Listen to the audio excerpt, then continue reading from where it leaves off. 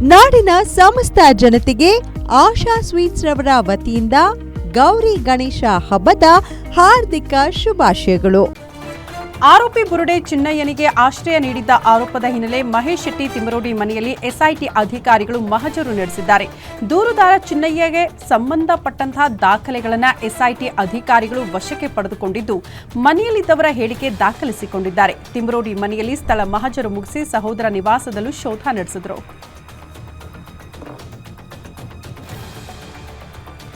ಅನನ್ಯ ಭಟ್ ನಾಪತ್ತೆ ಪ್ರಕರಣಕ್ಕೆ ಸಂಬಂಧಪಟ್ಟಂತೆ ಬೆಳ್ತಂಗಡಿಯಲ್ಲಿರುವ ಎಸ್ಐಟಿ ಕಚೇರಿಗೆ ಸುಜಾತ ಭಟ್ ಹಾಜರಾಗಿದ್ದರು. ಇನ್ನು ಇದೇ ವೇಳೆ ಎಸ್ಐಟಿ ಅಧಿಕಾರಿಗಳು ಸುಜಾತ ಭಟ್ಗೆ ಪ್ರಶ್ನೆಗಳ ಸುರಿಮಳೆಯನ್ನೇ ಗೈದಿದ್ದಾರೆ. ಇನ್ನು ಬೆಳಗ್ಗೆ 5 ಗಂಟೆಗೆ ವಿಚಾರಣೆಗೆ ಹಾಜರಾಗಿದ್ದ ಸುಜಾತ ಭಟ್ರನ್ನ ರಾತ್ರಿ 9 ಗಂಟೆ ತನಕ ವಿಚಾರಣೆ ನಡೆಸಿರುವ ಅಧಿಕಾರಿಗಳು ಇವತ್ತು ಮತ್ತೆ ವಿಚಾರಣೆಗೆ ಹಾಜರಾಗುವುದಕ್ಕೆ ಸೂಚನೆ ಕೊಟ್ಟಿದ್ದಾರೆ. ಸದನದಲ್ಲಿ ಡಿಸಿಎಂ ಡಿಕೆ ಶಿವಕುಮಾರ್ ಆರ್ಎಸ್ಎಸ್ ಗೀತೆ ಹಾಡಿದ ವಿಚಾರಕ್ಕೆ ಸಂಬಂಧಪಟ್ಟಂತೆ ಕಾಂಗ್ರೆಸ್ ನಾಯಕರೇ ಕೆಲವರು ಆಕ್ಷೇಪ ವ್ಯಕ್ತಪಡಿಸಿದರು. ಇದೀಗ ಡಿಸಿಎಂ ಡಿಕೆ ಶಿವಕುಮಾರ್ ಇದಕ್ಕೆ ಕ್ಷಮೆ ಕೇಳುವ ಮೂಲಕ ಬ್ರೇಕ್ ಹಾಕಿದ್ದಾರೆ. ಅಶೋಕ್ ಮಾತನಾಡುವಾಗ 2 ಲೈನ್ ಹೇಳಿದ್ದೆ, ಅದನ್ನ ಕಟ್ ಮಾಡಿ ಪೇಸ್ಟ್ ಮಾಡಿ ನ್ಯಾಷನಲ್ ನ್ಯೂಸ್ ಮಾಡಿದ್ದಾರೆ. ಹಿರಿಯರು ಸಲಹೆ ಕೊಟ್ಟಿದ್ದಾರೆ, ಅದನ್ನು ನಾನು ಗೌರವಿಸುತ್ತೇನೆ ಅಂತ ಡಿಕೆ ಶಿವಕುಮಾರ್ ಹೇಳಿದ್ದಾರೆ.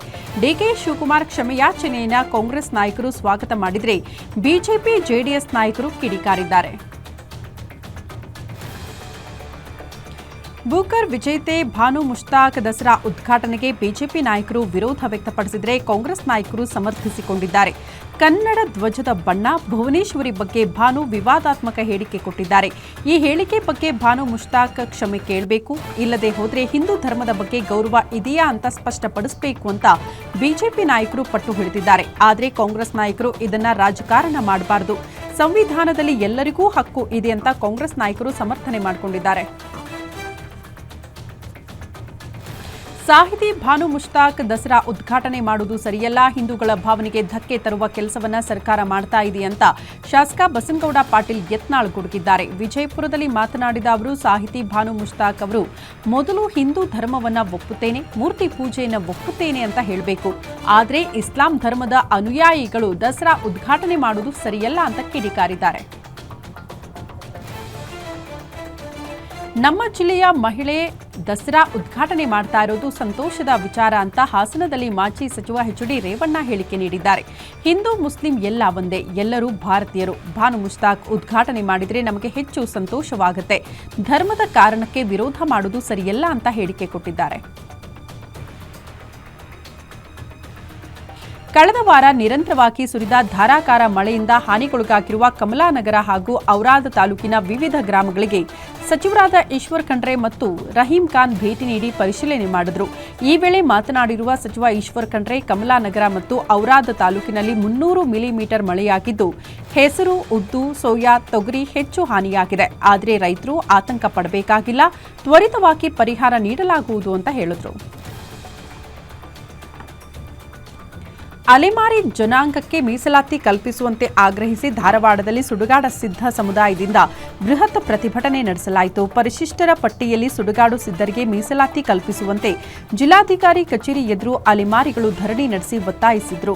ಅಲೆಮಾರಿ ಜನಾಂಗದ 59 ಜಾತಿಗಳಿಗೆ ಪ್ರತ್ಯೇಕ ಶೇಕಡಾ 1% ಮೀಸಲಾತಿ ನೀಡಬೇಕು ಅಂತ ಪಟ್ಟು ಹಿಡಿದರು. ಈ ಸಂಬಂಧ ಕಳೆದ 35 ವರ್ಷಗಳಿಂದ ಹೋರಾಟ ಮಾಡ್ತಿದ್ದೀವಿ ಅಂತ ಹೇಳಿದರು. ವಿಜಯಪುರದ ಮುದ್ದೇಬಿಹಾಳದ ನ್ಯಾಯಾಧೀಶರ ಮನೆಯಲ್ಲೇ ಖತರ್ನಾಕ್ ಕಳ್ಳರು ಕಳ್ಳತನ ಮಾಡಿ ಎಸ್ಕೇಪ್ ಆಗಿದ್ದಾರೆ. ಮನೆಯಲ್ಲಿದ್ದ 29 ಲಕ್ಷ ಮೌಲ್ಯದ ಚಿನ್ನ, ಡೈಮಂಡ್ ಆಭರಣ, 50,000 ನಗದು ದೋಚಿಕೊಂಡು ಹೋಗಿದ್ದಾರೆ.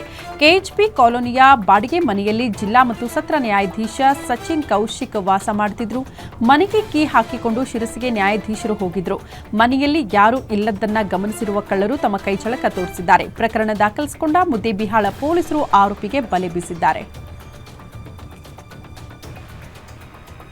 ಅಕ್ರಮವಾಗಿ ಕಾರ್ನಲ್ಲಿ ಮದ್ಯ ಸಾಗಾಟ ನಡೆಸುತ್ತಿದ್ದ ಆರೋಪಿಯನ್ನ ಉತ್ತರ ಕನ್ನಡ ಜಿಲ್ಲೆಯ ಪೊಲೀಸರು ಬಂಧಿಸಿದ್ದಾರೆ. ಆರೋಪಿಯಿಂದ 52,000 ಮೌಲ್ಯದ 35 ಲೀಟರ್ ಮದ್ಯ ವಶಪಡಿಸಿಕೊಳ್ಳಲಾಗಿದೆ. ಗದಗ ಮೂಲದ ಕಾರ್ತಿಕ್ ಹಿರೇಮಠ ಬಂಧಿತ ಆರೋಪಿ ಅಂತ ಗುರುತಿಸಲಾಗಿದೆ. ಅಬಕಾರಿ ಉಪನಿರೀಕ್ಷಕ ಟಿಬಿ ಮಲ್ಲಣ್ಣ ನೇತೃತ್ವದಲ್ಲಿ ದಾಳಿ ನಡೆಸಿ ಆರೋಪಿಯನ್ನ ಬಂಧಿಸುವಲ್ಲಿ ಯಶಸ್ವಿಯಾಗಿದ್ದಾರೆ. ಗಣೇಶ ಚತುರ್ಥಿ ಈದ್ ಮಿಲಾದ್ ಹಬ್ಬದ ಹಿನ್ನೆಲೆ ಧಾರವಾಡದಲ್ಲಿ ಪೊಲೀಸರು ಪಥಸಂಚಲನ ನಡೆಸಿದರು. ಹುಬ್ಬಳ್ಳಿ ಧಾರವಾಡ ನಗರ ಪೊಲೀಸ್ ಆಯುಕ್ತರ ನೇತೃತ್ವದಲ್ಲಿ ರೂಟ್ ಮಾರ್ಚ್ ನಡೆಸಲಾಯಿತು. ನಗರದ ಶಿವಾಜಿ ಸರ್ಕಲ್ನಿಂದ ಆರಂಭವಾದ ರೂಟ್ ಮಾರ್ಚ್ ಮನಕಿಲ್ಲ, ಮಾರ್ಕೆಟ್ ರೋಡ್, ಬೂಸಪ್ಪ ಚೌಕ್ ಸೇರಿ ಪ್ರಮುಖ ನಗರಗಳಲ್ಲಿ ರೂಟ್ ಮಾರ್ಚ್ ನಡೆಸಲಾಯಿತು. ಧಾರವಾಡದ ಎಲ್ಲಾ ಠಾಣೆಯ ಸಿಬ್ಬಂದಿ ಕೂಡ ಪಥಸಂಚಲನದಲ್ಲಿ ಭಾಗಿಯಾಗಿದ್ದರು. ಮೈಸೂರು ಜಿಲ್ಲೆಯ ಎಂಪಿ ಕಾರ್ಖಾನೆ ಆವರಣದಲ್ಲಿ ಹುಲಿ ಪ್ರತ್ಯಕ್ಷಗೊಂಡು ಜನರಲ್ಲಿ ಆತಂಕ ಮೂಡಿಸಿದೆ. ಮೈಸೂರು ತಾಲೂಕಿನ ಇಲವಾಲ ಹೋಬಳಿಯ ಆರ್ಎಂಪಿ ಕಾರ್ಖಾನೆ ಬಳಿ ಈ ಘಟನೆ ನಡೆದಿದೆ. ಭದ್ರತಾ ಸಿಬ್ಬಂದಿಗಳು ಸಂಜೆ ಗಸ್ತು ತಿರುಗುವ ವೇಳೆ ರಸ್ತೆ ಪಕ್ಕದಲ್ಲಿ ಹುಲಿ ಪ್ರತ್ಯಕ್ಷವಾಗಿದೆ. ಅರಣ್ಯ ಅಧಿಕಾರಿಗಳಿಗೆ ಮಾಹಿತಿ ನೀಡಿ ಹುಲಿ ಸೆರೆ ಹಿಡಿಯುವಂತೆ ಮನವಿ ಮಾಡಲಾಯಿತು. ರಾಜ್ಯದಲ್ಲಿ ಮುಂದಿನ 3 ದಿನ ಭಾರೀ ಮಳೆಯಾಗುವ ಸಾಧ್ಯತೆ ಇದೆ. ಅದರಂತೆ ಇಂದು ಉಡುಪಿ, ದಕ್ಷಿಣ ಕನ್ನಡ ಹೊರತುಪಡಿಸಿ ಉಳಿದೆಲ್ಲ ಜಿಲ್ಲೆಗಳಿಗೆ ಹವಾಮಾನ ಇಲಾಖೆಯು ಯೆಲ್ಲೋ ಅಲರ್ಟ್ ಘೋಷಣೆ ಮಾಡಿದ್ದು ವ್ಯಾಪಕ ಮಳೆಯಾಗುವ ನಿರೀಕ್ಷೆ ಕೂಡ ಇದೆ. ಬೆಂಗಳೂರು ಮತ್ತು ಸುತ್ತಮುತ್ತಲಿನ ಪ್ರದೇಶಗಳಲ್ಲಿ ಮುಂದಿನ 24 ಗಂಟೆ ತನಕ ಸಾಮಾನ್ಯವಾಗಿ ಮೋಡ ಕವಿದ ವಾತಾವರಣ ಇರಲಿದ್ದು ಹಗುರ ಮಳೆಯಾಗುವ ಸಾಧ್ಯತೆ ಇದೆ. ವಿಶ್ವವಿಖ್ಯಾತ ಮೈಸೂರು ದಸರಾಗೆ ಸಾಂಸ್ಕೃತಿಕ ನಗರಿ ಮೈಸೂರು ಸಕಲ ರೀತಿಯಲ್ಲೂ ಸಜ್ಜಾಗುತ್ತಿದೆ. ದಸರಾದ ಪ್ರಮುಖ ಆಕರ್ಷಣೆಯಾದ ಜಂಬೂ ಸವಾರಿ ಮೆರವಣಿಗೆಗೆ ಗಜಪಡೆ ಭರ್ಜರಿ ತಾಲೀಮು ಆರಂಭಿಸಿದೆ. 14 ಆನೆಗಳು ರಾಜಬೀದಿಯಲ್ಲಿ ರಾಜಗಾಂಭೀರ್ಯದ ಹೆಜ್ಜೆ ಹಾಕಿ ನಡೆಯುತ್ತಿದ್ದ ದೃಶ್ಯ ಕಂಡ ಜನ ರಸ್ತೆ ಬದಿಯಲ್ಲಿ ನಿಂತು ಮೊಬೈಲ್ನಲ್ಲಿ ಸೆಲ್ಫಿ ಕ್ಲಿಕ್ಕಿಸಿಕೊಂಡು ಸಂತಸಪಟ್ಟಿದ್ದಾರೆ. ನಾಡಿನಾದ್ಯಂತ ಗಣೇಶ ಚತುರ್ಥಿ ಹಿನ್ನೆಲೆ ಮಂಡ್ಯದ ಶ್ರೀರಂಗಪಟ್ಟಣದ ವಿದ್ಯಾಭಾರತಿ ಶಾಲೆಯಲ್ಲಿ ಗಣೇಶ ಮೂರ್ತಿ ತಯಾರಿಕಾ ಕಾರ್ಯಕ್ರಮ ಆಯೋಜನೆ ಮಾಡಲಾಗಿತ್ತು. ಮಕ್ಕಳಲ್ಲಿ ಕ್ರಿಯಾತ್ಮಕ ಕಲಿಕೆಯ ಕೌಶಲ್ಯ ವೃದ್ಧಿ ಹಾಗೂ ಗಣೇಶ ಹಬ್ಬದ ಮಹತ್ವ ತಿಳಿಸುವ ಸಲುವಾಗಿ ಕಾರ್ಯಕ್ರಮದ ಆಯೋಜನೆಯಾಗಿತ್ತು. ಮಕ್ಕಳೇ ಜೇಡಿ ಮಣ್ಣು ತಂದು ಶಾಲೆಯಲ್ಲಿ ಸಾಮೂಹಿಕವಾಗಿ ಪರಿಸರ ಸ್ನೇಹಿ ಗಣೇಶನ ಮೂರ್ತಿ ತಯಾರು ಮಾಡಿ ಸಂಭ್ರಮಿಸಿದ್ದಾರೆ.